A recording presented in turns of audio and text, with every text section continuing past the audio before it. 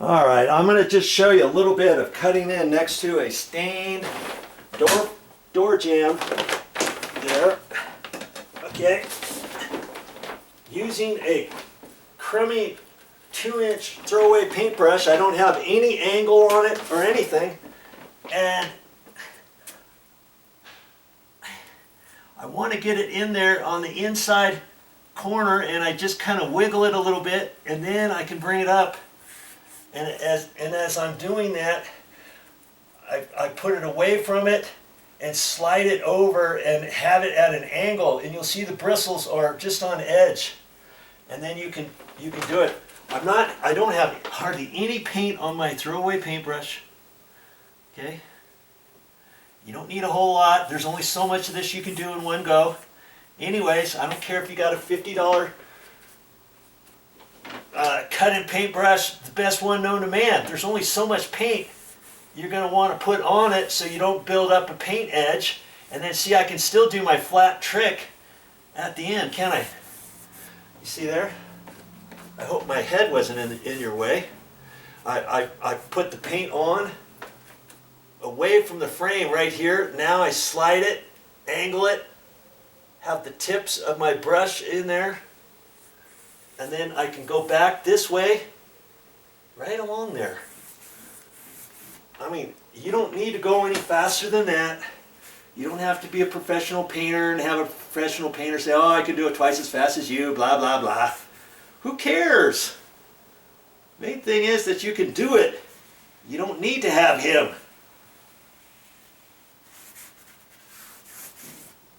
making you feel like you're inept, that you can't do anything, you can't do this on your own. See, I take it, I know I need to have a little bit more paint. I just take it and kind of wiggle it a little bit, angle it, pull it down. And you'll find you're going to have to do this backhanded sometimes, this way, this way, this way, this way. You can do all kinds of stuff like that. You can practice using your little $1.99 2-inch throwaway paintbrush. Okay? Now I'm not going to go up any higher than that. I'm going to go around this just in case there wasn't that much paint on there from before. As you can imagine, I tried to put the little mini roller in through that way, but I'm still going to double check it, because once I get done, I get ready to put the cover plate back on, the light switches, the electrical outlets. I want this all nicely painted. Okay. All right. I'm looking really good, because I can see where the last painter, he didn't do as good a job with me with his $25 cut-in paintbrush as opposed to my $1.99 throwaway 2-inch paintbrush. He just wasn't taking his time. Maybe he was less than an average Joe. What do you think? I don't know, but that's just how I'm going to do it. Now I continue around. I'm not gonna stand up and try to go up higher, get my ladder and go up higher and back and forth. I'm just gonna do whatever I can reach in the room. Do you see what I mean? Do you see how there's a flow to it? There's a flow. I'm only getting up that high on the inside corners, the outside corners, the door frames, all that kind of stuff, the inside corners, and down at the baseboard and these corners. Okay, then I'll be done with all the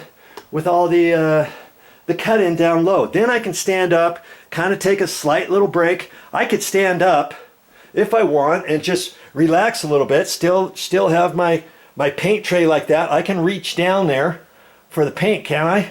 And then I can reach up as high as I can, let's say, for the door frames, for the inside corners, for whatever I can reach standing up. I can finish around the TV. I can go up in here however high I want. I can reach up this high for the inside corners, this high for my windows, that high for the inside corners, that high for the inside corners, that high for the door frame. You see what I mean? Then, okay, man.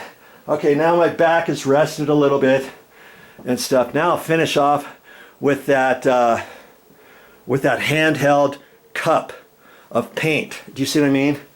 And if I wanted to go one step further, if I didn't want to just do this room and I wanted to continue, I could just stop and think, okay, anywhere from here up, I'm going to do later. I'm going to do after I do all this down low, after I go up just to here, all the way around. That way, I'm still good for bending up and down and getting on my knees and stuff. And when I need a break, I'll have this high stuff to do after I finish this high stuff. Do you see what I mean? You do it however you want. And that's generally how I would do it. Usually if I'm painting, maybe there's nothing in the house, in the condo, whatever, before somebody moving in, or somebody had already moved out, or something like that. You see what I'm saying? Then I would do it differently. I'd do all the baseboard everywhere where I've got the eggshell paint, as opposed, and then I'll graduate and do all the high stuff, get it all done. And then before I change colors into the semi-gloss for the bathrooms, for closets, for bedroom closets, for guest bathrooms, for half bathrooms, for the kitchen, all that stuff for semi-gloss, I'll wait for that until I get all the eggshell on the rest of the stuff done. You see what I mean?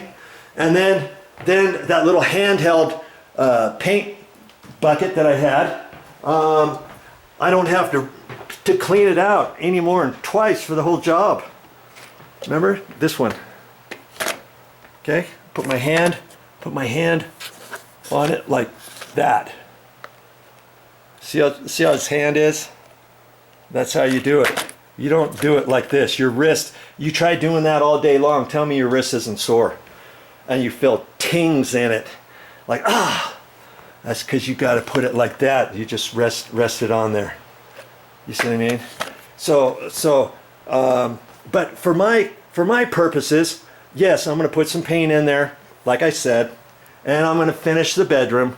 And once I get done with the bedroom, I'm going to clean out I'm going to clean this out. You know, knowing that I have to get into it again to do the high stuff over here. But I'll do that after I get all the bedroom stuff back together. See, I've got a game plan. I'm going to stick to my game plan here because I don't know how long it's going to take for me to get everything back together. Do you see what I mean? And because I've got the time, and because I'm not rush, I can do it in the sequence that I want.